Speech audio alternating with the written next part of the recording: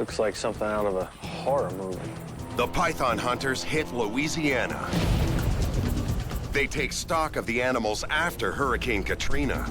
Sean, man, good find. That's a sexy snake. And discover reptiles invading homes. Oh my God, oh no. A bayou teeming with snakes. Cottonmouth right here. And colossal alligators. That's a monster right there.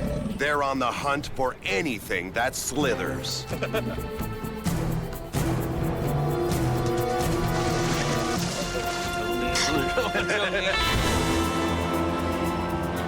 Invasive reptiles threaten Florida's wetlands. Iguanas, Nile monitors, and the most notorious of all, the giant Burmese python. Snake, there's a berm right there. Oh, yeah. Now 3 men join forces to defend the Everglades. Biologist Sean Heflick. He's been chasing, breeding, and collecting reptiles his entire life. I've never been afraid of snakes. Exotic reptile breeder and cop Greg Graziani. He knows his pythons inside and out. I got my first Burmese python when I was 12 years old. And python breeding pro Michael Cole. He sold his designer color mutations for as much as $25,000. I've learned about reptiles the hard way. It was a passion. They are the Python Hunters. Guys, I got it firm. He's alive. He's very much alive. So far, the guys have tracked down and captured dozens of Burmese pythons and other exotic reptiles. Look at that. But cold weather is descending on Florida, forcing snakes and lizards to take cover. Finding a snake in this stuff is like... It's like finding a python in Canada.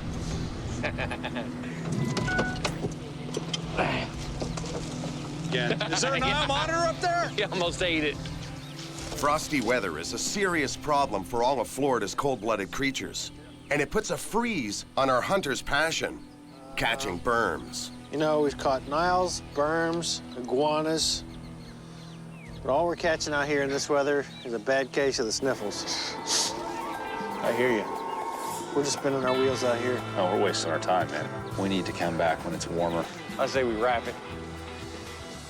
With hunting on hold, the guys take the opportunity to leave Florida for vital research. Sean, you think you can make some calls to Louisiana? You've got some connections with a biologist up there doing some studies. I'm game. Let's go get in some trouble in Louisiana.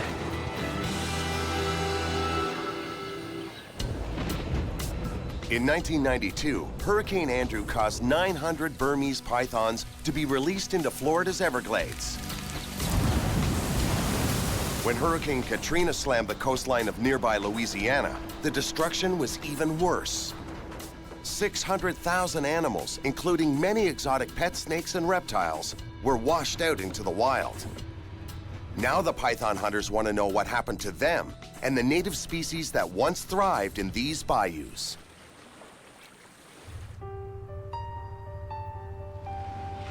This whole neighborhood, there's only 1 out of every 6 houses that's got people in it. In 2005, Hurricane Katrina came ashore on the Mississippi Delta, killing over 1,800 people.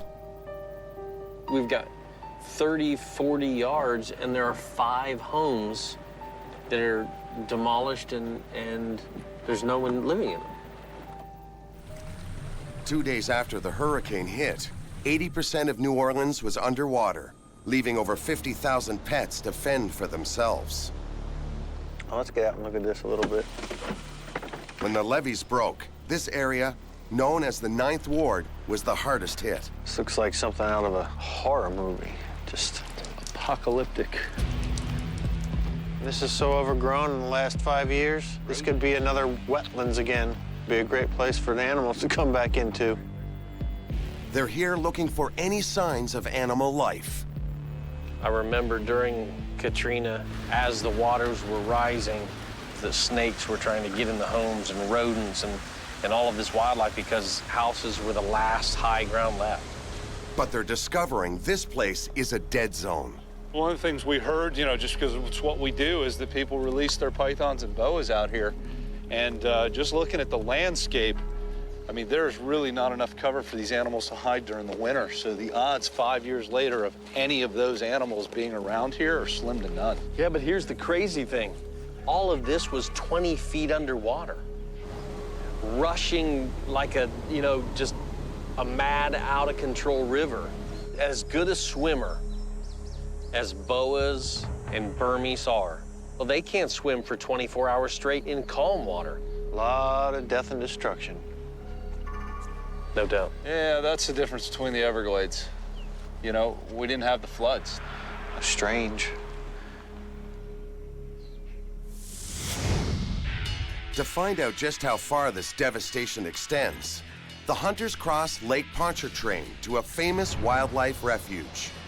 And then we're gonna get on this airboat, run about 35, 40 miles an hour. Rub the white gator for luck so we find something good. Everybody got to rub the gator. That's our good juju. There you go. Using their connections with Louisiana's Fish and Wildlife Department, they get a hold of Dan Bro at Big Branch Marsh. Danny, Hey. how you doing? I'm Sean. Hey, Sean, nice to meet you. What do you got in store for us today? Well, what I'd hope to take you out into the marsh and show you some of the challenges we faced because of Hurricane Katrina and just basic management of the refuge. Yeah, let's hit the boats. All right, thumbs up when y'all are ready. This 6,900-hectare wildlife reserve was drowned in 5 meters of water by Katrina. We've had several portions of the refuge that got hit hard. We've had a lot of issues that we've had to fight, but we can still see the light at the end of the tunnel as long as we don't have any other major catastrophic hurricanes. As hunters of invasive species, the guys want to know which ones threaten the bayou. Do you have any issues with nutria coming in here? Nutria are large rodents native to South America. They can weigh up to 9 kilos and grow over 1/3 of a meter. We do have nutria out here. They eat several times their body weight. They reproduce multiple times during the year.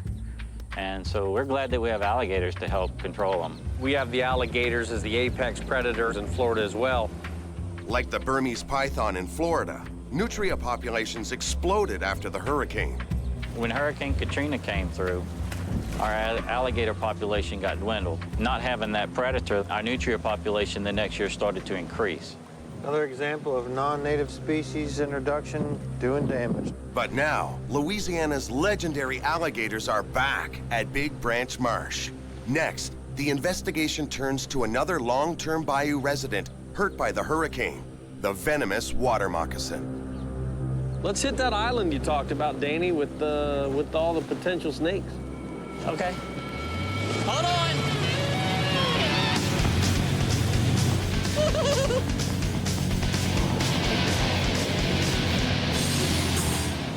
Okay, I've had too many run-ins with snakes in my youth, so let the games begin. jump ahead. Look at this. Something's eating a moorhen. That's fresh, too. Look at this. The head's ripped off and eaten. This is so fresh, it doesn't smell at all. It's making me hungry. Put it down. Greg, Yeah, you got a burrow over here of some kind. see what you got. Michael's used to getting bit by aggressive pythons, but being struck by a venomous snake isn't something he wants to risk. Going down on the water line, that's Could have about been a it. hog. He'd just stick his snout right down in there, make that hole, and suck up a grub. Oh, well, back to the snake hunts. Snake! Keep talking. Here. The water snake, that's cottonmouth. Right here. It's cottonmouth. I can tell by the back end. There we go. Look at that. Look at the bands on that. Look at that. Sean, man, good find. Look at how fat and healthy this thing is. Pretty. Oh, yeah. Hey, sweetie. Look at the pit on this thing's upper lip. Snakes have heat-sensing pits that allow them to home in on the heat coming from their prey. Really spectacular. That is awesome. Cottonmouths, or water moccasins as they're formally known, have hemotoxic venom. It's capable of destroying massive amounts of tissue and muscle. So handling these snakes is for experts only. Look at the eye. There is like a golden outline around the pupil. When he turns his face towards you, that's just power in that face. That's a sexy snake. I am sweating like a stuffed pig. I'm the same way. I got sweat boiling off of me. First venomous in Louisiana. Hey, that's my phone. You guys leave me holding a cottonmouth and just head off for something better. Within minutes, the python hunters already have their second catch. Did you idea yet? Yeah, the water moccasin. I almost groined myself. I slapped my face with a branch, and running through soggy, boggy soil makes me realize I'm not 20 years old anymore. You know, U.S. Fish and Wildlife yells out they got a snake, and 2 guys are gone. I'm holding a cottonmouth. So how do you keep finding them out here? They hang out in the sun near the brush where they can hide, and you know, they're either curled up or just trying to sun themselves. Oh, let him sit, let him sit. He's pretty. Is it moccasin? Yeah, little juvenile water moccasin. Look how dark he is. He still has the juvenile banding, but ours, you know, not all of them, but most of ours at this age are highly banded, and this guy's really subdued. Mikey, are you, No, I'm not. you're not the one? Nope. Promised my wife. And for now, until Bodie's out of the house, I'm very happy to watch you guys handle these professionally and enjoy taking pictures and all that other stuff. Michael's passionate about preserving this snake's wetland habitat, but actually handling the snake is not a part of his conservation plan. You got to respect Michael, you know, for the decision that he made, because it's a decision for him, it's a decision for the family, and it doesn't make him weak or wimpy or anything. You know, he's made a decision, and he's stuck by that for his family. Nothing wrong with all that. By the way, he's gone. Yeah, Where did he go? His tail is right here. If we tap this tail, I bet you he'll totally suck everything in and be gone under that leaf litter. As an ambush predator, that animal sitting under that leaf litter with just his head sticking out would be invisible to a small rodent, a lizard, a frog, you know, anything that comes through. There he goes, boom. Like a jack-in-the-box. With no desire to chase down the heavy hitters, Michael delights in a creature more likely to lose a limb of its own. That's a salamander. Salamander? No, it is a skink. Skink. It's a skink, yep. If it gets a chance, you get a hold of that tail, it will drop it, and it will run, and the tail will just sit there and wiggle. So you guys catch those big, bad cottonmouths, and I got me a skink. I think that's an interesting thing. This one piece will make 52 layers. Watch on mobile devices or the big screen. All for free. No subscription required. But the hunt's not over yet. This island is slithering with snakes. Huge cottonmouth, huge cottonmouth. Ooh, bye, little buddy. Oh, yeah. Look at this. Oh, yeah. That's a monster. It's got a... The python hunters' investigation of Louisiana's swamplands is exceeding their expectations. Here, watch your hand. I'm pulling him right through here. I got it. All right, I got him. All right, hook coming out. It's got food in it. Oh, yeah. It's got something in his belly. He's lethargic due to the cold weather and the large meal he's got in him right now. I tell you, as jazzed as I am about this big, beautiful animal, I want to let it digest its meal and go about our business. Yeah, I agree. That is very cool. All right. Little wood frog. Yeah, beautiful little native guy. Snake! Another one? Yeah, water moccasin. Greg! Hear ya! Hey, let him run through there. Let him run through there. Let him run through there. I got it. I got it. I got a stick now. Sean, man, good find. Water moccasins are one of 7 species of venomous snakes found in Louisiana. That's the white cottony. Yeah. Up top, you can see the fangs kind of gently bent back, covered in the sheath. This isolated island has become a safe haven for a species recovering from the devastation of Hurricane Katrina. I need to let you go about your business. Come on, little one. You've got a nice kind of tidal mud flat right here. A lot of frogs, a lot of stuff to eat. This is the perfect habitat for that guy. You know, I know we don't have a schedule, but this man here's on the job. I'm coming. We could leave you out here and you'd have to swim through the gators to get back. I'm good with that. Now you're talking my tune. I could spend a week or 2 out here just on this island. I think next time we gotta come here, we'll just camp. You know, the muck, the water, the swamp, the snakes, the gators. I had a good time. After their visit to the 9th Ward, the hunters thought Katrina struck a death blow to Louisiana's wildlife. But to their surprise, with the help of men like Dan Bro, the state's remote bayous are not only surviving, they're thriving.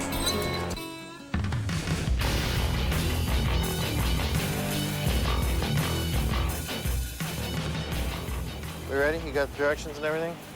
Yeah, you missed a spot on the back window. Wildlife's doing well in the bayou, but Hurricane Katrina displaced an estimated 250,000 pets in urban areas. Some of them may still be on the loose, and the python hunters are about to meet a man who catches them. All right, so heading to Dave Milliken. He runs a rescue and goes on, calls.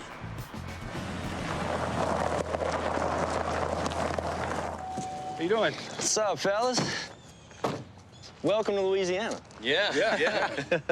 We're enjoying it so far. Good. Really nice. What is it exactly that you do? I'm a nuisance control operator for the state of Louisiana. I work for myself, got my own business, and it's all about catching nuisance animals. Everything but cats and dogs. Let's go take a look at some things. I got plenty of animals.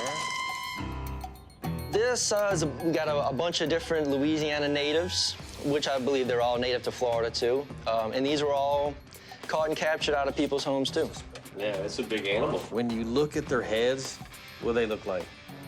An anaconda. An anaconda. They got that short, massive head.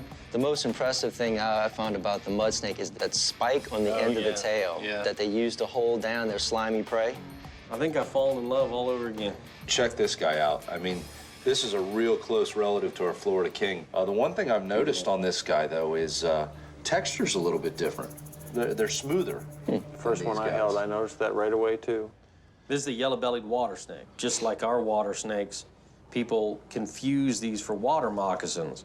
And when they get agitated, people kill these things wantonly. It's unfortunate because these things are harmless. This is yours? Yeah. You're ringing. Wildlife control. Yes, I just went to my garage and I have a huge snake in my garage. It's huge. I just saw it. It's huge. I don't know, 10 feet. How soon can you get here? We're gonna head there right now. Y'all wanna go? Oh, yeah. Let's go check it out. Let's go see it. Dave has been known to get up to 10 calls a day. With so many animals on the loose, many of them end up on people's property. Lose them now.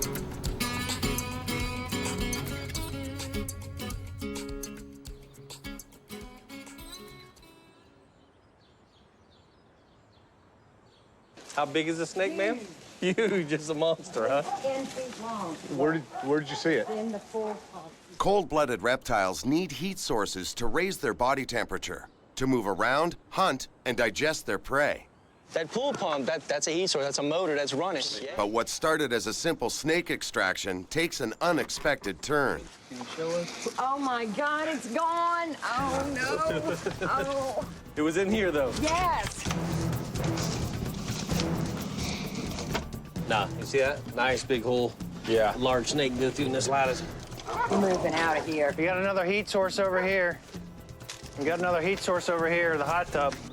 What you got? The hot tub over here. A hot tub? Could be another heat source. No, it's good and clean up here. No places to hide or anything. Be careful poking around, guys. Anything could be under here. You know this lady at all? Mm-hmm. I don't want to freak her out, but she left the back door open. Damn snake could be inside. Yeah, I wouldn't tell her that just yet. All right. All kinds of debris under here, like old timbers and extra bricks and lawn chairs and all kinds of stuff. Hey, I got the tail of a berm right here, man, an albino. He's in this lawn chair. Got him? Yeah, he's under a bunch of debris in here. It's an albino. Oh, somebody's pet, huh? Here I come. Where's it at? Hold on, let's see. I'll make sure he can't get under this pool. I got the head. It's coming back to me. Coming back to me. Oh, there it is. There it is. Albino Burms have red eyes and lighter skin than normal Burmese pythons because they lack the darker pigment melanin. This unique lack of camouflage makes them vulnerable to predators in the wild, but popular as pets. Oh, he's cold. He's cold. He's real cold. Well, I can tell you what this guy was just using his heat-sensing pits for. He was finding that pool pump because it was putting off heat. That's right. And he's in serious need of it. This python's heat-sensing pits clearly stand out against the snake's pale coloring. That's way too pretty to be living out here an extensive amount of time. This animal's lucky this homeowner saw him and called you, Dave, because it wouldn't last much longer out here with these temperatures. A cold-blooded tropical snake like the Burmese python can't survive Louisiana's winter months. Let's get him out of here. Because the state lies further north than Florida, low temperatures here average a frigid 4.4 degrees. That's over 5½ degrees colder than in the Everglades. This thing's actually beautiful. Look how solid it is. Oh, my God. Oh, no. Oh, it's too big. Oh, God. If we could be so bold, we'd like to stretch this animal out and we'll hold its head. And if you just touch this animal, think so. You sure? Positive. Look how far away. Absolutely positive. I do not want to touch it. Look how far away you can stand from the head while I'll secure this head and you just touch it. I've never touched a snake in my whole life living in Louisiana. I've never touched one. I don't think I want to. And today is your lucky day. Ooh, it is soft. Yeah, look at that. That's good. Congratulations. Another convert. Before you know it, you're going to be out here wrangling snakes, putting them in buckets, and then you're just going to call Dave and say, hey, I got another one. It's all wrangled for you. All you got to do is pick it up. Never in a million years. Never. Sean may have put some of Diane's fears to rest, but she's not a convert just yet. They're comfortable with the snakes, and that's good. I'm glad there are people like that because I'm not. It's not a relief. It's hallelujah, you know, that it's gone. Are you interested in providing this a temporary home until we can find its owner? Hasn't anything I've said this whole time made any sense to you? You're a snake lover. He's a little thick. He just doesn't get it sometimes. So, you know, we'll take him and the steak with us. Good. Thank y'all so much. Don't always happen like this. No. Especially with snakes. Within the last year or so, I probably caught about a dozen pythons and boas. Do you think the people let them go, or do you think they were released, you know, inadvertently by the destruction of the hurricane? It's a combination. I've had actually people admit to me that before they left, before they evacuated, they opened their cages and just left. The python hunters' animal rescue with Dave and their discoveries in the bayou with Dan suggest Louisiana's reptiles are resilient. Now they want hard numbers, not from the swamp, but from a road that runs through it. We know how it's done in Florida. Let's go see how them boys in Louisiana do it.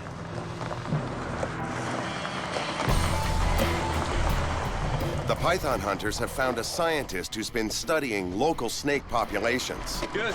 So you guys are the snake professors? Yes. Outstanding. For the past 7 years, Dr. Cliff Fontenot has been collecting reptiles along a highway that cuts through prime snake territory. The data he collects measures fluctuations in populations before and after major weather disturbances. Hey, this is good stuff, guys. We do the same thing in Florida. A lot of highway cruising, just cruising along the roads, looking for dead snakes or live snakes, whatever we can find. So what kind of changes did you see after Katrina? At the time, the numbers were really low that we were getting per trip. The day after Katrina, it was 10 times as high. Wow. It's flooded everywhere, and they've got nowhere to go except the high ground associated with the road. It looks like it takes about 3 years for numbers to go back down to originals. So when's the last time that you guys actually picked up either roadkill or live off of this stretch of road? Last night, one dead one. I knew I'd like this guy.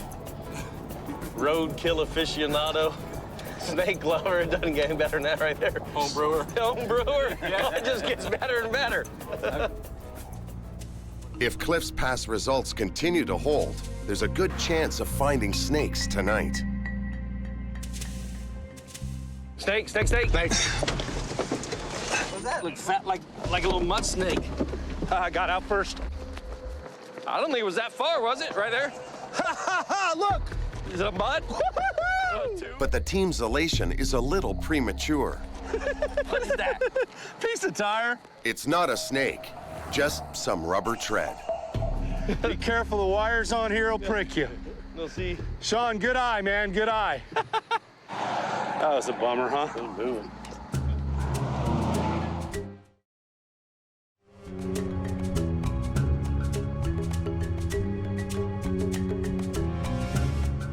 Snake, snake, snake. Thanks. Yeah, thanks, guys.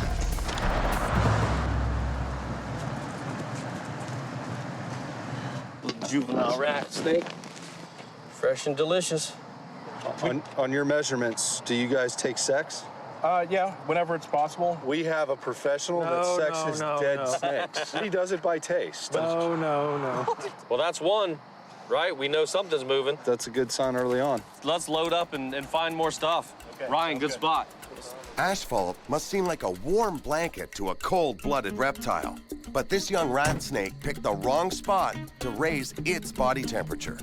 What kind of temp differential did you have with air and ground? So the air was around 15 degrees Celsius and the concrete, the pavement, was around 25. Usually at night, the air cools down faster and the pavement stays warmer longer. And since they are cold-blooded species, they come out here to warm up and then they might go back off in order to hunt. Yeah, no, I mean, it's snake. There's a dead snake. Pretty sure it was already dead. It was right on the line.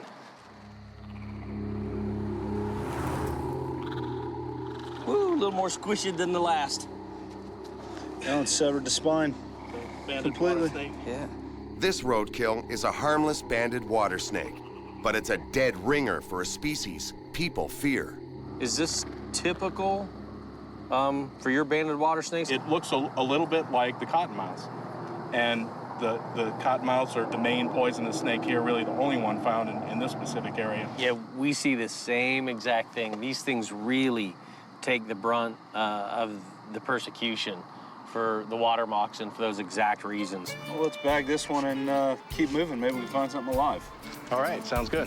Another 2 kilometers, and at last, the hunters find something that can still slither. Snake, snake, snake. Thanks.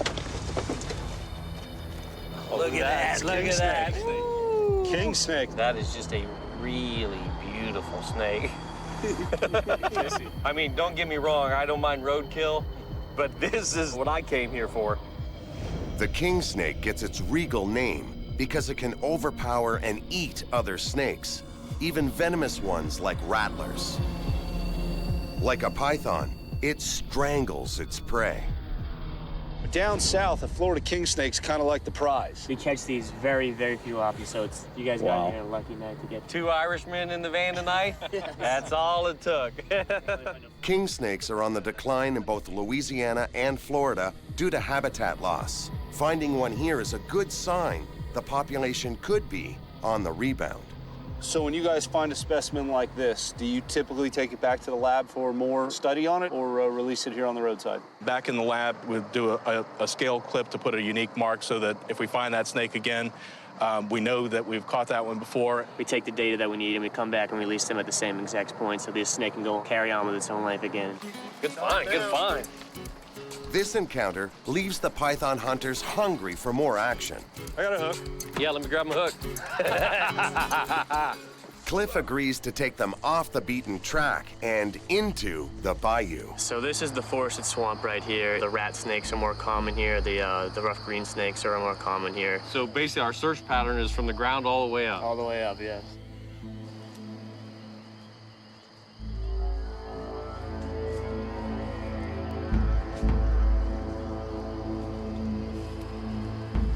Hey guys, I got a rat snake over here. Sweet. Look at him coming around. That is just awesome. Nice. He doesn't make climbing up this tree look any difficult than climbing across the ground. Look at this, just 2 limb scars, just using them as leverage. Rat snakes are non-venomous constrictors with extraordinary climbing skills. Their voracious appetite for both rodents and chicken eggs makes them a mixed blessing for Louisiana farmers. Look at this, he's gonna stretch over to that other tree. This is what makes him so efficient. He can sit at any level and grab prey. They're so captivated by the nimble rat snake. What do you think? They don't even notice the swamp literally swallowing up one of their camera crew. Wow, Harry. Harry goes, new angle, and nobody even looks at him. Everybody's looking at the snake, and he's getting shorter. Looks like we got some quicksand over here, boys. The python hunters would spend all night in this bayou looking for snakes if it weren't for the threat of sinking in quicksand. Hey, thanks for that. That was a good time. That was great, man. That king snake was awesome. You guys take care and good luck. Keep us posted on the study and how it's going. All right? It's time to get up close and personal with a reptile of a different sort and size. Louisiana is home to almost 2 million alligators, more than anywhere else in North America. They're the same species as the ones in the Everglades, but these Cajun gators are larger and heavier. Sean and Greg head to Louisiana's oldest alligator farm to see just how different they are, but also for another more personal reason. You know, we're headed over to Cleavers, which is rumored to where the blue gators are coming from. And you're supposed to have one there. I'm hoping that it's larger, it's blue, and it's a male. That's what we need. Fingers crossed. The blue is among the rarest alligators in the world. A unique mutation gives its skin a distinct blue color when it's a juvenile. Sean and Greg care for 2 of the only known blues to exist in private hands. But there's a problem. Both of their blues are females. Well, this is interesting because supposedly he's breeding these at his farm. Mr. Kleber? Yeah. How are you? I'm Sean Heffley, Greg Graziani. They've recently heard the farm's owner, Harvey Kleber, might actually have a male. How you doing today? Oh, I'm doing all right. But first, they've got to convince him to let them see his blue gator. We hear you have some interesting alligators here. Yeah. We've been hearing about these blue alligators in Louisiana. I got a big mama blue alligator that lays the blue alligator eggs. They don't have alligator eye, they got black eye. Different eyes. Down cat. Well, if it's not too much trouble, we're dying to see that blue alligator. I got pictures when they was hatched. Y'all want to go see them? Yes. Now this is when it was coming out, was first hatched. Oh, wow, look at that. Different. Look at the eyes on that. Oh, yeah. Look at the You eyes still on got the that. same eye right now. Very cool. Well, we've seen the pictures. I don't want to see the live one. If that wouldn't be too much trouble. No, ain't no trouble at all. I want to show you how we raise them and all, too. Louisiana's alligator farms started as a small industry in 1957. Now, they harvest 170,000 alligators a year, a trade valued at over $12 million. Harvey Kleber, he's a character. Definitely you get that Louisiana feeling when you're down here, when you're talking to them. It's slower. Some people may mistake that for ignorance, but make no mistake, this guy's been doing this for almost 60 years. That's how we grew ours out. But looking around, Sean and Greg notice this isn't your average alligator farm. What's the largest gator you have here? You know? Oh, probably 15 foot. Well, I'd say if I had to guess, close to 3,000 pounds. Yeah. The females get a lot bigger. Yeah.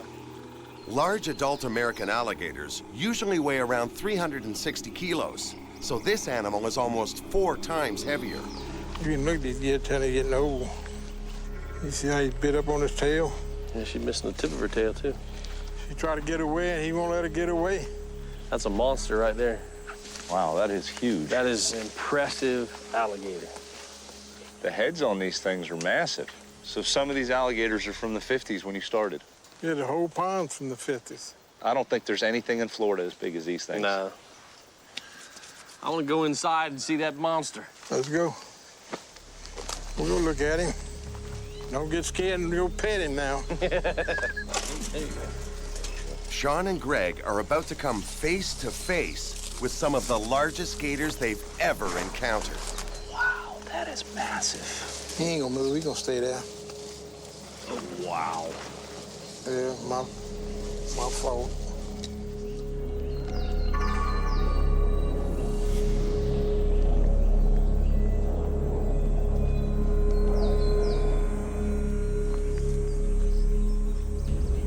Look at the jowls on him, Greg. This is massive. An alligator's huge tail accounts for nearly half its length. It uses it to push itself quickly through the water, but also as a weapon. That's a big animal. I mean, He's been around a long time. his leg is about 8 inches across. If this guy decided to slap his tail, he's gonna take my head off. If we'd walked up on him first, we probably would have said, This boy's ruling this place. Yeah. But after seeing that tank that went in the water and that one over there whose back foot's twice as big as this one, yeah, this poor old boy, he ain't got nothing on them. I just want to give him a big hug. And I haven't seen gators as big as that. Now, we haven't put a tape measure on any of those things, but he's got some of the biggest alligators I've ever seen. Those two animals that we saw were Goliath. All this talk about your operation, all the gators, still got me wanting to see that blue gator. We go take a look at that thing? Yeah, let's go look at him. All right. Finally, Harvey agrees to break out the prize. So let's take a look at what we came here for. Is that that blue alligator? Here we go. Where's that blue? Yeah. Oh, look at the eyes, yeah. Dark. He still got some blue on him. Yeah. Is this a male, a female, or? He's a male. A male is just what these matchmakers are looking for, to breed with their females. And how old is this little beast? 4 or 5 years? This is about maybe 7, 8 years old. 7, 8? Just trying to look at that picture you had of the baby, you know? Yeah. Because it was all blue up in here, blue here. He still got the little blue on his jaw. Well, you can catch it a little bit in that jaw, but as compared to the baby in the hatchling in that photo, he's lost all the blue in his throat. Yeah, and light fingers. Yeah, toenails are deep. Most people wouldn't notice such small points.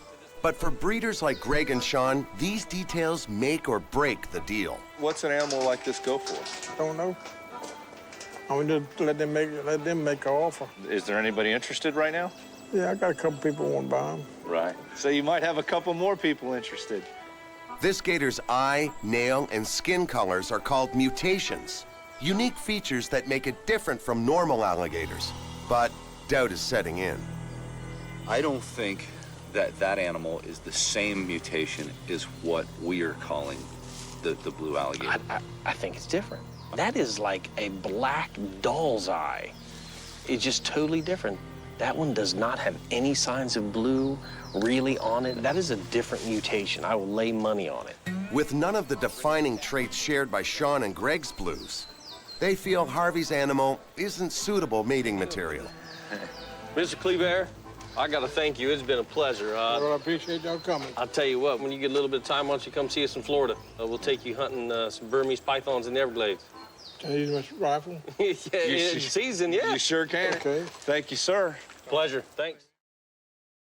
Although they're disappointed they didn't get their blue, the visit was still worth it. Overall, I'm real happy about meeting him and you know, seeing his farm and the animals that are there. That one was a monster. It was huge. It was a good trip. Definitely educational for us. With a memorable adventure behind them, Sean and Greg head to New Orleans to join Michael for a taste of something that might have come from Harvey's farm.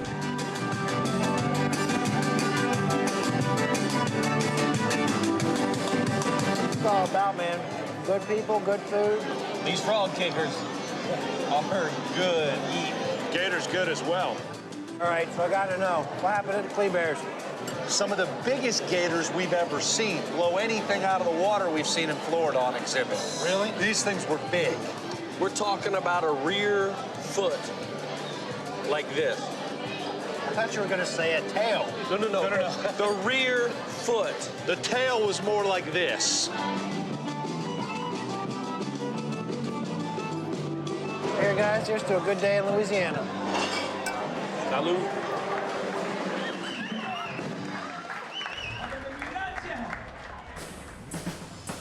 The python hunters are just about to wrap up their Louisiana excursion when they get an unexpected call. An alligator's on the loose. Let's go, let's go, let's go.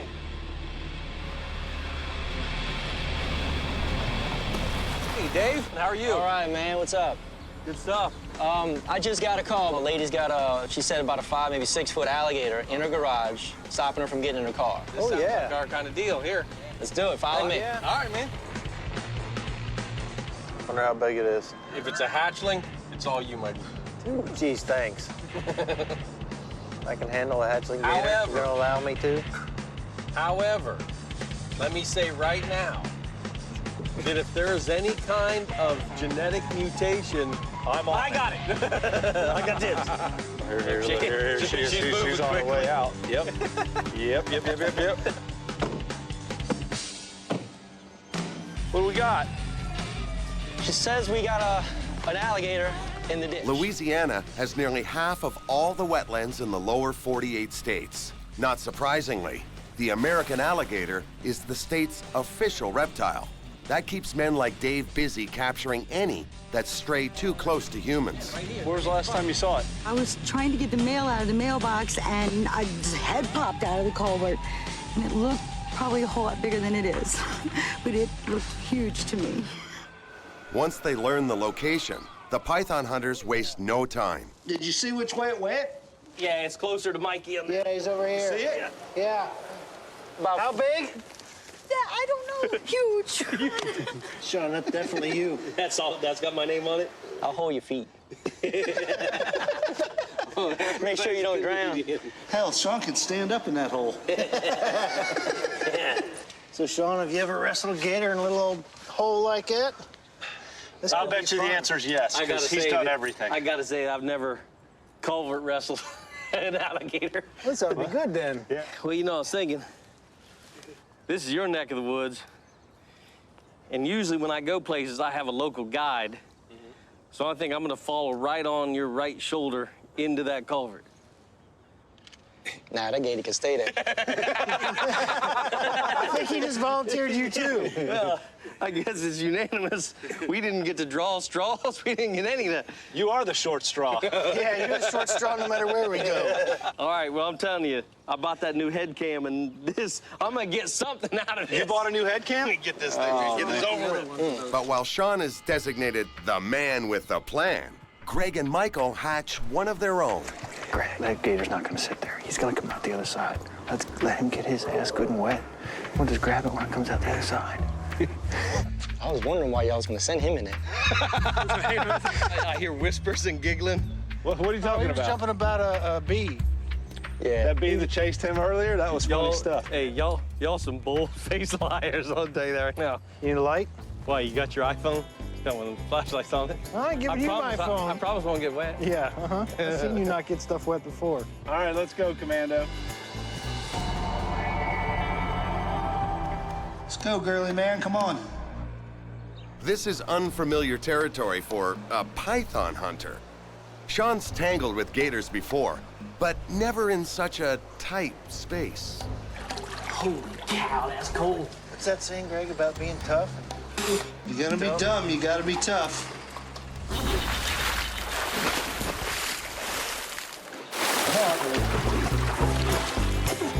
That is some bull junk.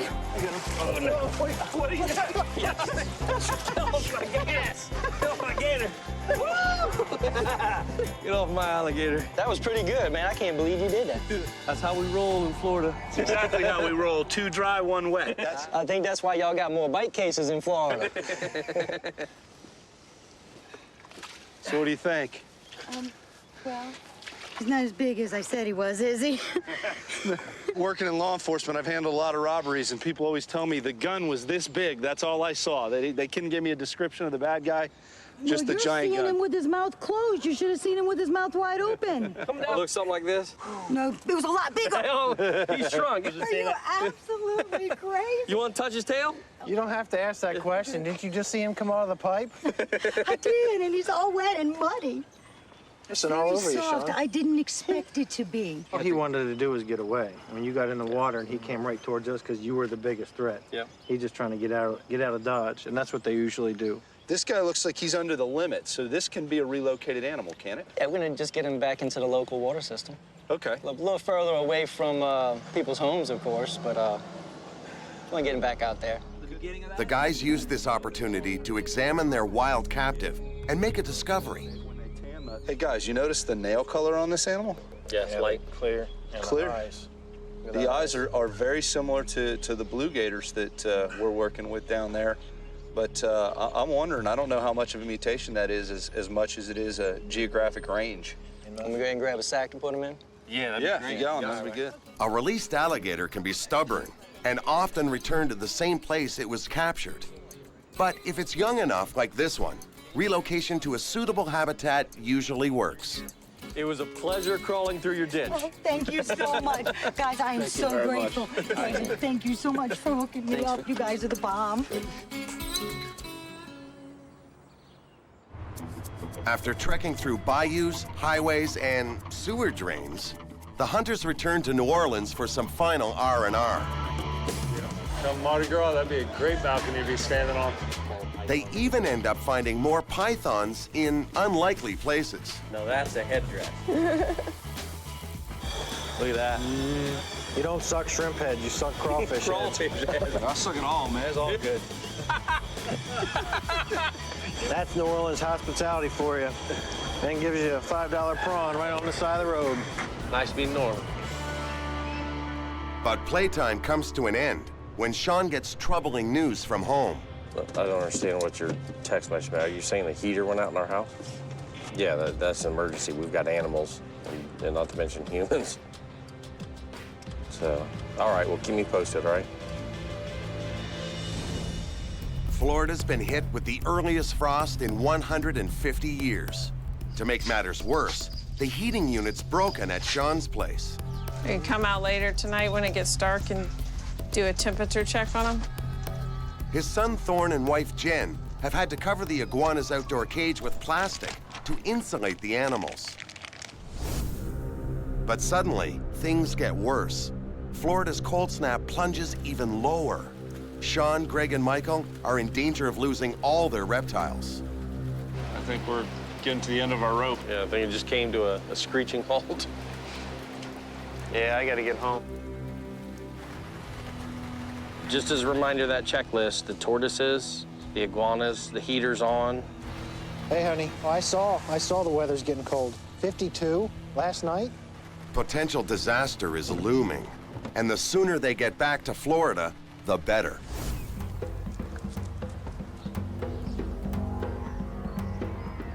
Hey, guys. Hey. Hey, Jake. Hello? Hey, honey.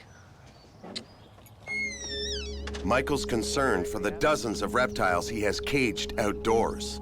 So all this cold prep that we did to make sure that everybody was going to be okay, it's working fine, but you got everybody inside okay, right?